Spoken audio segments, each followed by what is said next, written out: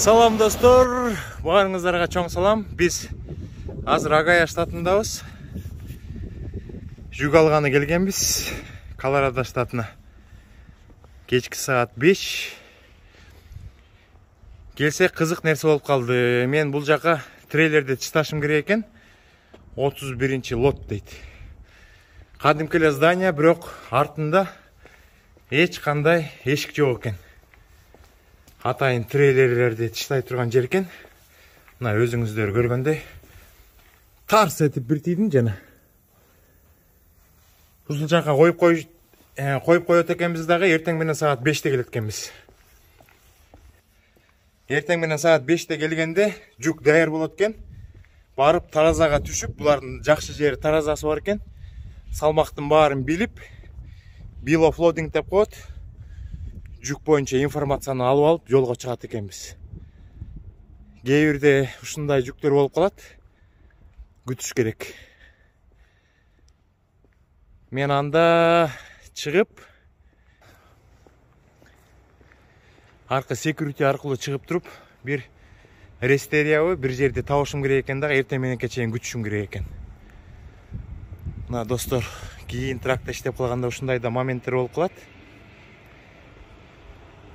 Şu çoğun zdanyanın kaptalı 1, 2, 3, 4, 5 деп, 25'ten 40'a çeyin orunduk varken uşu yaka treyleri çıtap koyup, erteң менен бұл жаққа келгенде айтат, бізден жүктөлгөн трейлерибиз каякта турат деп.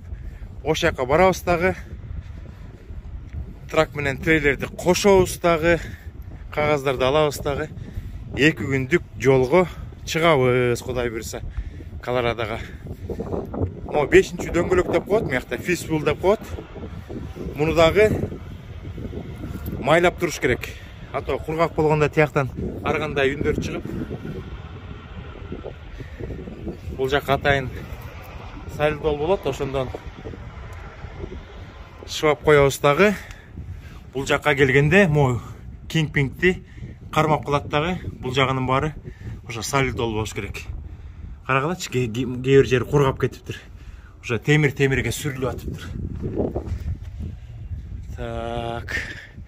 Мына бул жакта дагы бир свет күйүп күбөй атат, контакт жок окшойт. Муну дагы карашыбыз керек. Бул жакта свет күйүп атат. Анда кеттик достор, бир рестерия табалы дагы. Эс алалы эртеңкиге чейин. Азыр мен сиздерге бир сыйра көрсөтө кетейин чоңдугун. Бул абдан чоң база экен. Трейлерге кетип жатабыз.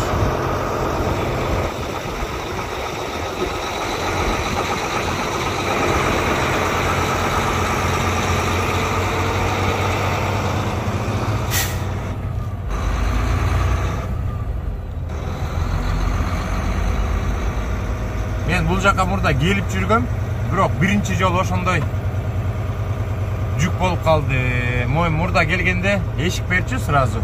Эшикке коюп, трейлерди калтырып, атайын баптайыл турган жери бар, ошол жака барып коюп күтчүбүз да. 3 саат, 4 саат, 5 саат күтчүбүз. Анан жүк даяр болгондо бизге чалып койчу. Анан келип трейлерди илип алып, документтерди алып кете берчүбүз, кагаздарды алып алып. Мына абдан чоң база. Мына өзүңүздөр көрүп атасыздар, 474 эшиги бар экен.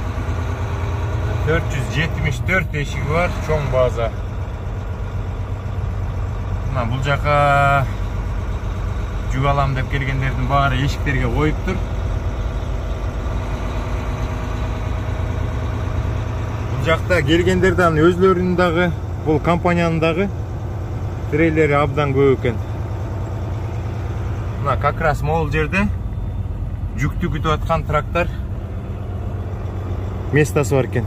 Бул жака келип күтүп жатышат, анан звонок болгондо трейлерине барып, илип алып, security'ге барып, кагаздарын алып чыгышат.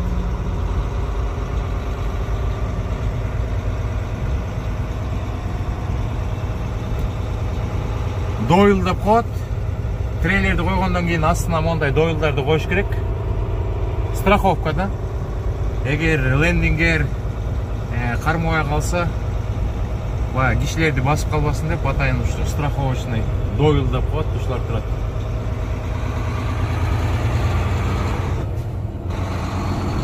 Машка экөөбүз бир эс ала турган жер издейли. Үйгө чейин 1 сааттык жол барбай эле коелу.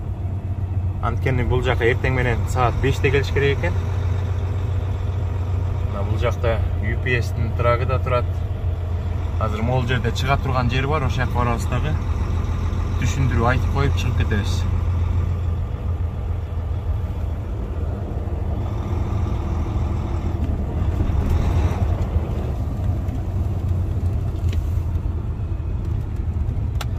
Бардык мекендештерге айтып кетчү нерсе, орозоңуздар кабыл болсун.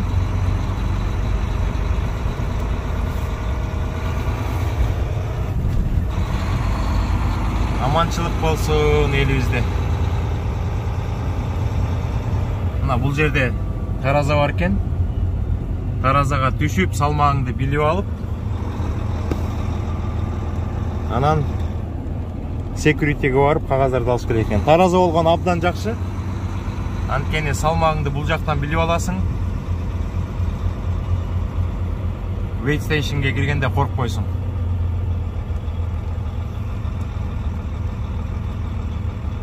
Мына бул жакта бир трак турат, муну күтөлү дагы, бул кеткенден кийин түшүндүрүп айтып коюп чыгып кетебиз.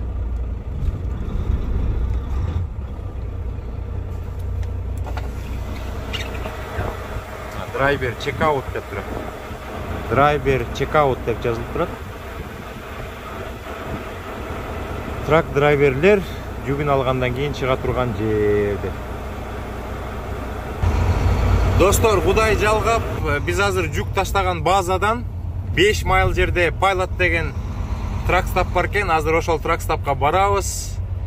Эртеңкүнү күтүп, эс алып жатабыз. Анча-мынча видео тартып, сиздерге Pre-trip inspection жөнүндө видеону баштайын деп чечтим.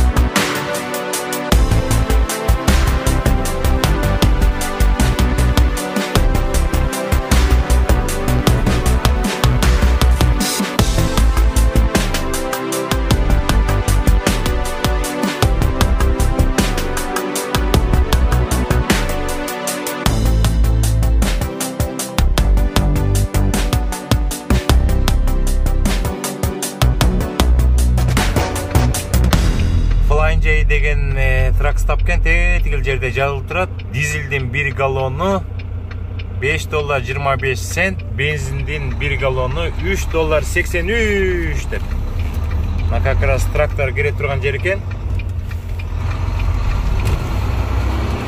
Азыр тракты бир жака токтотобуз дагы. Чакан видеобузду баштайбыз.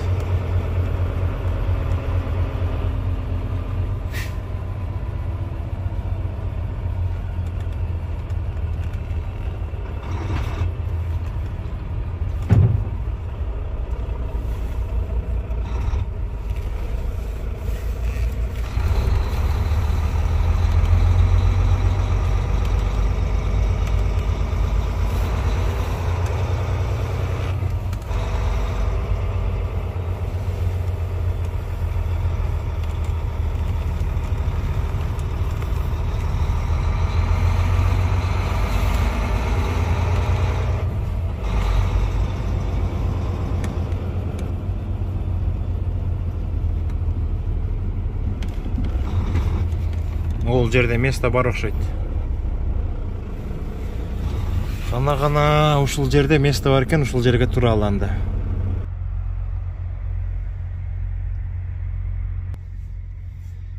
Бул жака бир место таптык. Мындай болуп атат.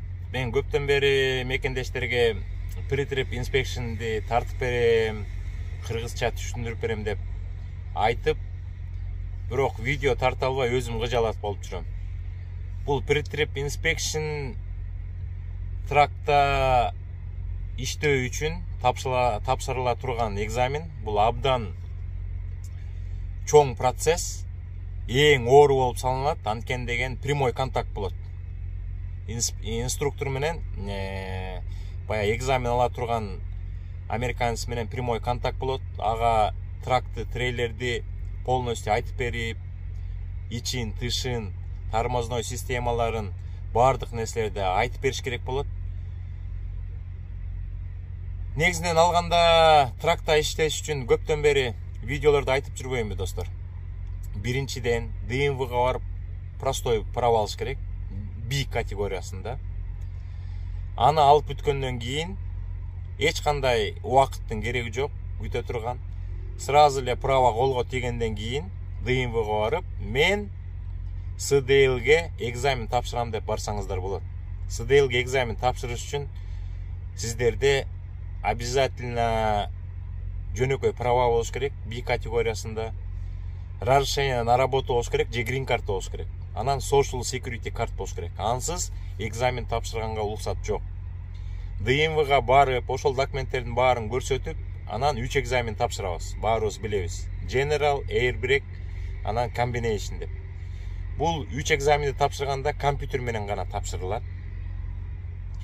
Эч ким сиздерден сурабайт. Определенный убакыт берилет. Ошонун ичинде бардык суроолорго жооп берип, аягында результат билинет. Тапшырсаңыздар, кийинки экзаменди эртең келип, же болсо каалаган учурда келип тапшырсаңыздар болот деп карточкага отметка кылып коет. Ошентип 3 экзаменди бүткөндөн кийин биз трак школго барабыз. Азыркы жаңы закон боюнча трак мектебине барып окушубуз керек болуп калды. Жок дегенде 3 жума. Ошол жерден бардык нерселерди көрсөтөт, трак айдаганды үйрөтөт, ар кандай фигуралар жасаганды үйрөтөт, анан ошол жерден pre-trip inspection'ди сиздерге үйрөтөт. Ошого даяр болсоңуздар жакшы да, эртерекчи. Кыргызстанда болсоңуздар, Кыргызстандан, Европада болсоңуздар, Европадан даярдана берсеңиздер болот. Анан ошол траковый школаны бүткөндөн кийин өзүңүздөрдүн бир тааныш достордун трагы менен барсаңыздар болот pre-trip inspection'ге. Же болбосо ошо траковый школа өзүнчө бир трак бөлүп берет, бир водитель менен, опытный водитель менен. Ошол водитель менен анан экзаменге барыш керек. Экзаменге барганда сиздер жаңгыз барбайсыздар. Аяка дагы көптөгөн башка экзамен берем деген адамдар барышы мүмкүн. Аяка барып очередке туруш керек. Анан өзүңүздөрдүн очеред келгенден кийин инструктор чакырат.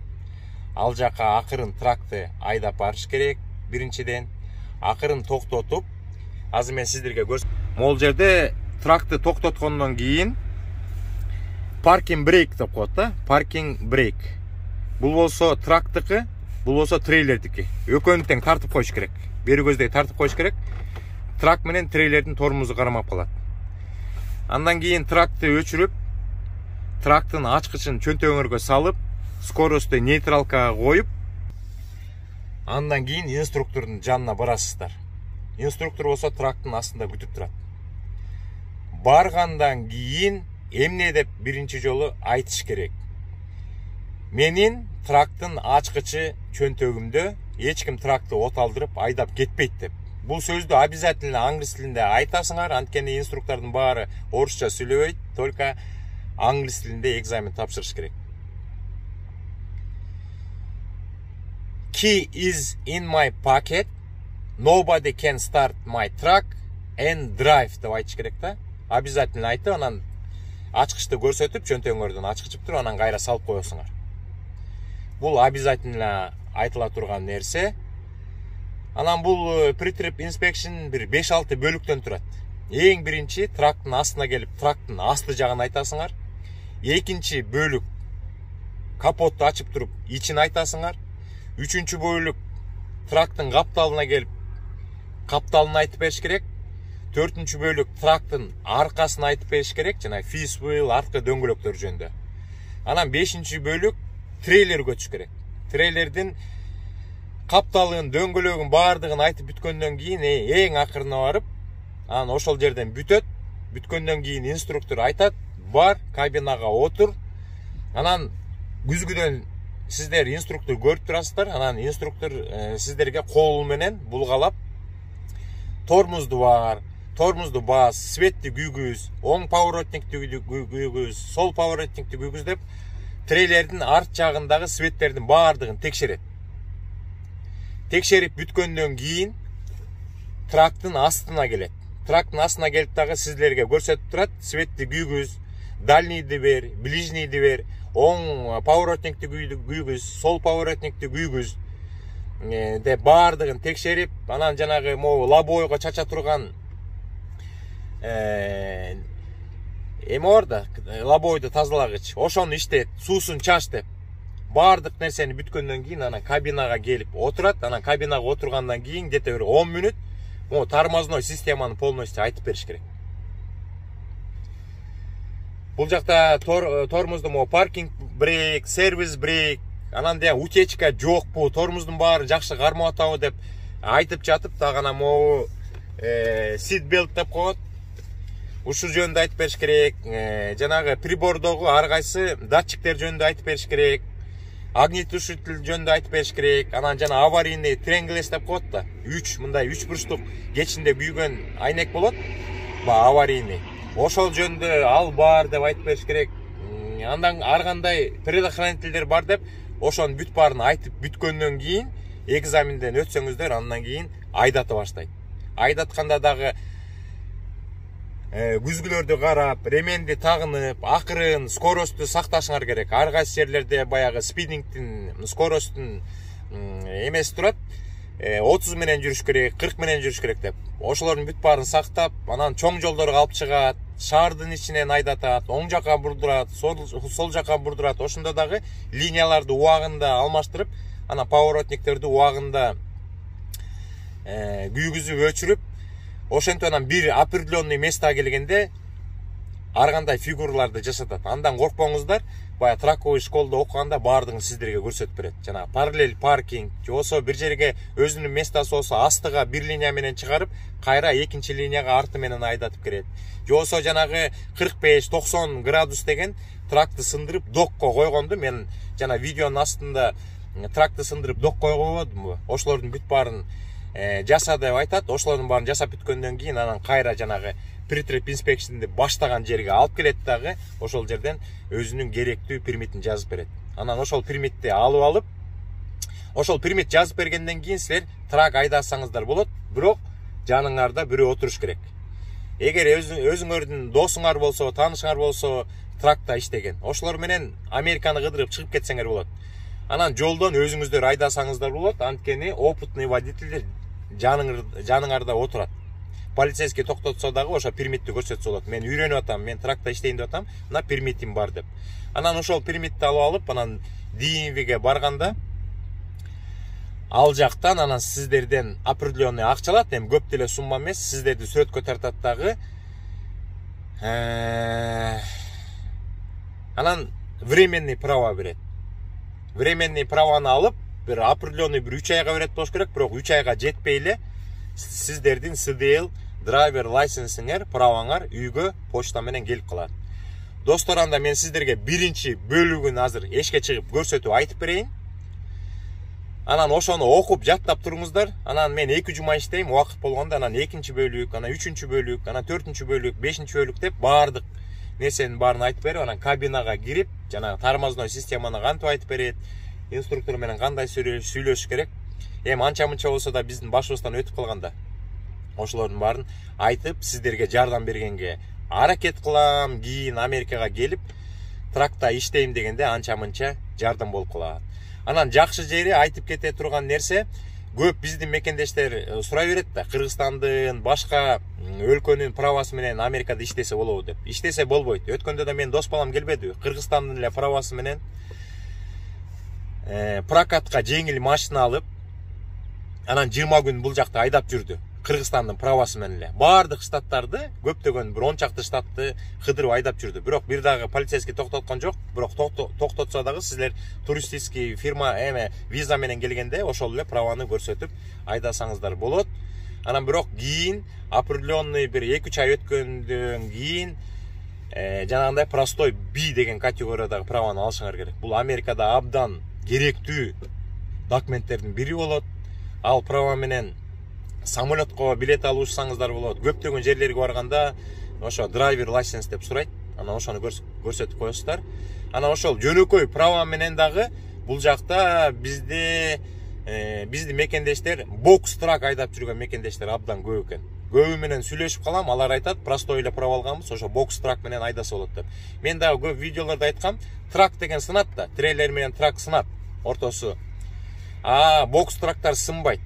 Ошо жөнөкөй права менен айдаса болот экен. Анан өзүңүздөр билгендей, жанагы кичинекей бир 2 машина бата турган трейлерлерге пикап трак менен мекендештер машина ташып иштеп жүрөт. Ана мекендештеринде сурап калган, өткөндө дос балам келгенде 20 күнгө рентке машина алды, прокатка машина алып 20 күн айдап жүрдү. Канчадан төлөдү деп. Күнүгө $70 төлөп айдап жүрдү. Общий расход 20 күнгө $1,5 кетти. Анда эшикке чыгып, трактын астына барып туруп, биринчи бөлүктү айтып берейин, трактын асты жагын. Ошону окуп жаттап турсаңыздар, бир убакыт болгондо анан мотор жөнүндөгү моторный отсекти айтып берем. Капотту ачып туруп. Анда кеттик достор.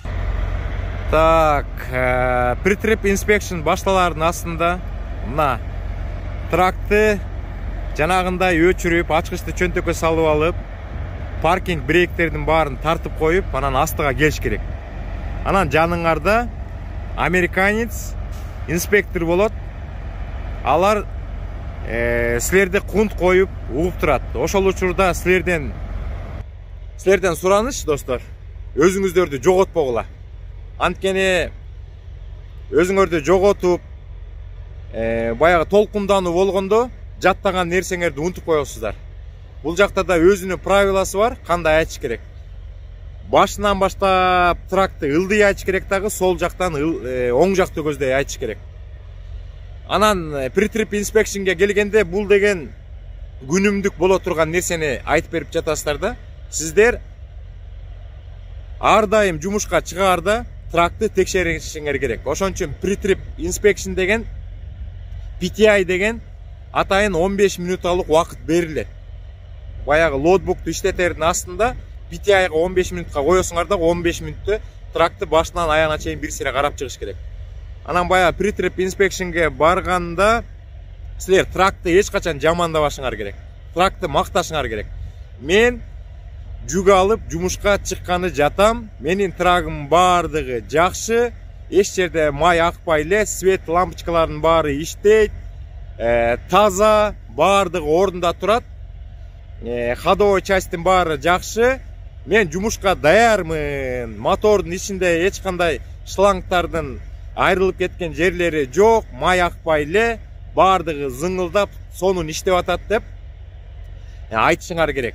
Ошон үчүн pre-trip inspectionга баратканда экзамен тапшыра турган тракты бир сире карап алышыңар керек. Тазалачу жерлерин тазалап, капоттун баарын ачып, салаңдаган, үзүлгөн проводдор болсо ошолордун баарын катып, бекитип, май аккан жерлер болсо бүт баарын тазалап, аккуратный кылып апарышыңар керек. Анткени американец силердин жаныңарда туруп, анан силер тракты мактап атсаңар, ичинин бүт баары май сай, проводдордун баары үзүк, желинин баары жок, ходовой частьтин баары сынык, лампочкаңар күйбөй, же болсо терезеге чача турган сууңар жок болуп, терезени сүртө турган нерсеңер иштебесе, анда экзаменден өтпөйсүңөр дагы кайра жиберип салышы мүмкүн. Мына трактын астына келдиңиздер, инструктор турат. Анан биринчи очеред эмне деп айтасыздар? Трактын ачкычы менин чөнтөгүмдө, эч ким тракты оталдырып айдап кете албайт деп. My key is in the pocket. Nobody can start my engine and drive my truck. деп айтышыңар керек да. My key is in the pocket. Nobody can start my engine and drive my truck деп. Экинчиден, баягы ылдый отурсаңыздар болот. Анан трактын астын көрсөтүп айтышыңар керек да. Менин трагым оң жака же сол жака кыйшыйбай түз турат. Менин трагымдын астында мотордун, коробканын астынан эч кандай май акпай эле. Жердин баары таза. Мен радиаторуман антифриз акпай эле деп айтышыңар керек. My truck is no leaning right or left side.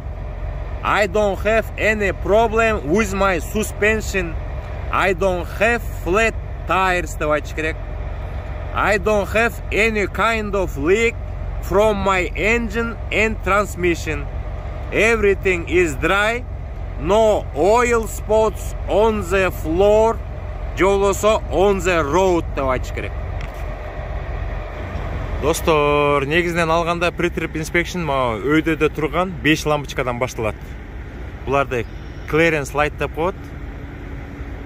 Ортосунда 3 лампочканы биз ID light деп айтабыз, анан четиндеги 2 лампочканы clearance light деп айтабыз, бирок бөлбөй деле койсо болот. Ошол лампочкалар жөнүндө айтылат. Экинчиси бул лобовой айнек жөнүндө айтылат. Үчүнчүсү ошо лобовой айнекти тазалагычтар жөнүндө айтылат. Андан кийин бул капот жөнүндө айтылат. Андан кийин бул эки жакта турган күзгүлөр жөнүндө айтылат. Радиатордун решеткасы жөнүндө айтылат. Номер жөнүндө айтылат. Кийинкиси биздин дальний, ближний светтер жөнүндө айтылат. Оң жагы, сол жагы, анан баягы бурула турган лампочкалар жөнүндө айтылат. Оңго, солго бурула турган ушуларды күйгүзөбүз да. Андан кийин бампер айтылат, ошо менен бүтөт. Анан биз деген трактын ылдый жагына минтип отуруп туруп айтышыбыз керек. Биздин тракт түз турат, оңго же солго кыйшыйган жок. Анткени биздин ходовой частьта эч кандай бузук жок, баардык ордунда турат. Анан биздин тракттын астында, радиатордун астында эч кандай аккан антифриз жок, мотор менен коробканын астында эч кандай тамчылаган майлар жок. Астын баары таза деп айтабыз. Ошо менен биринчи часть бүтөт. Бул жакта көбүнчөсү айта турган нерселерди өзүңүздөр деле словар менен которуп, интернетке кирип жаттап алсаңыздар болот. Бул таза, сыныгы жок, жаракасы жок, эч кандай нелегальный стикерлер жок, болттору жоголгон эмес, баардыгы ордунда жакшынакай отургузулган. Күзгүлөрдүн баардыгы таза, сыныгы жок. Баягы айдоочуну көздөй түздөлгөн күзгүлөрдүн баардыгы. Могу радиатордун эч жарынан эчтеке аккан жок, эч кандай антифриз көрүнбөйт. Ичинде ар кандай кереги жок, бая мусорлар, ар кандай нерселери жок. Менин номерим убактысы бүт элек, таза, жакшы бекитилген. Лампочкалардын баары иштейт, сыныгы жок, жаракасы жок. Баардыгы баягы бурула турган лампочкалар сары цветте болот, оранжевый цветте болот. Ошо цветтердин бүт баары совпадение болот. Бампердин бүт баары таза, сыныгы жок, жакшы отургузулган дегендей айтып бериш керек да. Ошон менен ошо 1, 2, 3, 4, 5, 6, 7, 8, 9. Асты жактан 9 нерсе айтылат экен. Ошону мен азыр сиздерге англисче айтып берейин. Анан ошону шашпай айтып берем, ошону анан жаттасаңыздар, анан биринчи бөлүккө даяр болосуздар. Анан кийинки дагы бир жолу экинчи бөлүк болгондо капотту ачабыз, капоттун ичиндеги нерселерди карайбыз. Дагы бир видео тартканда үчүнчү бөлүк могу трактын капталын карайбыз. Кийинки видеодо трактын аркын карайбыз, анан трейлер көтүп кетебиз. Ошону бүткөндөн кийин анан кабинага отуруп эң акыркы нерселерди көрсөтөбүз, достор. Бул жакта радиаторный решетка жөнүндө дагы айтсак болот. Radiator grill деп коет. My radiator grill is dry. No any leaks. No objects inside of radiator деп коюш керек да. No broken. No damage деп койсок болот. Андан кийин headlights'тарга өтөбүз. Headlights деген фаралар. My headlights clean, properly mounted, not cracked, not broken. Анан могу деген turn signal деп койсок болот. Поворотниктерди. Же болсо four-way flashers же emergency light деп коебуз. Аларды деле ошондой айтабыз да. No crack, no damage. Clean деп койсок болот. Андан кийинки өтө турган нерсебиз bumper жөнүндө айтсак болот. My bumper is in place. No crack, no damage. Properly mounted деп коебуз. Андан кийин могу license plate жөнүндө айтабыз. My license plate is up to date, clean, properly mounted деп. Ошондой достор. Акырындан өзүңүздөр деле YouTube'га кирсеңиздер көптөгөн видеолор бар. Мен общий понятияны киргизип жатам, түшүндүрүп берип жатам. Биринчи бөлүктөрдө эмнени айтыш керек, кандай айтыш керек деп. Андан кийин ылдый жакка отуруп туруп жанагын айтыш керек. My truck is no leaning on right or left side. I don't have any problem with my suspension. I don't have flat tires. I don't have any kind of leak from my engine and transmission. Everything is dry, no oil spots on the floor деп коюш керек, же болсо on the road деп. Ошону менен биринчи бөлүк бүтөт дагы. Анан бул жагына келип туруп, капотту заранее ичинен ачып коюшуңар керек, кайра чуркабай. Анан капотту ачасыңар дагы, анан экинчи бөлүк кетет. Ушундай видео болуп калды. Мен тетигил жерде туруп видео тартып атсам, бияктын секьюритиси келип айтты. Бул жакка турба дейт, болбойт дейт. Атайын баптейлдер турган жер бар, ошол жакка тур дейт. Мына бул жакта жалаң трейлери жок, трактордун баары турат. Машка да буларга кошулуп калды. Бул жакка дагы трейлери жок, баптейлдер турат экен. Мен көнүп калтырым дайыма трейлер менен жүрүп.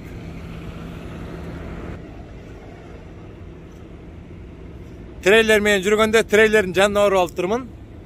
Бул жакка деле келсем болмок экен. Ошондой достор. Кийинки эфирден жолукканча сак саламатта болуңуздар. Азыр анча-мынча тракстапты тартып, музыка коюп коеюн. Ошо менен видеобузду аяктайлы.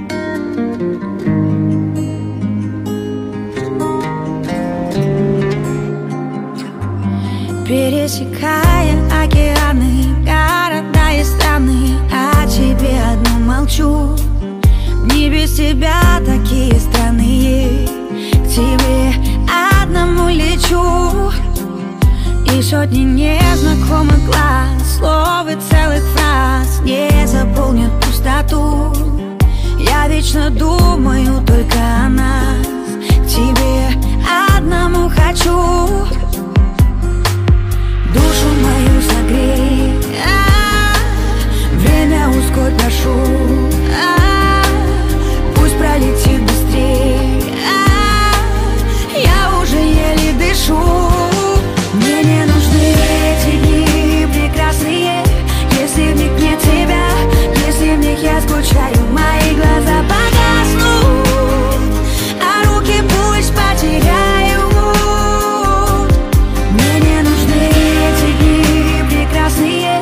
Если в них нет тебя, если в них я скучаю, мои глаза погаснут, а руки пусть потеряют.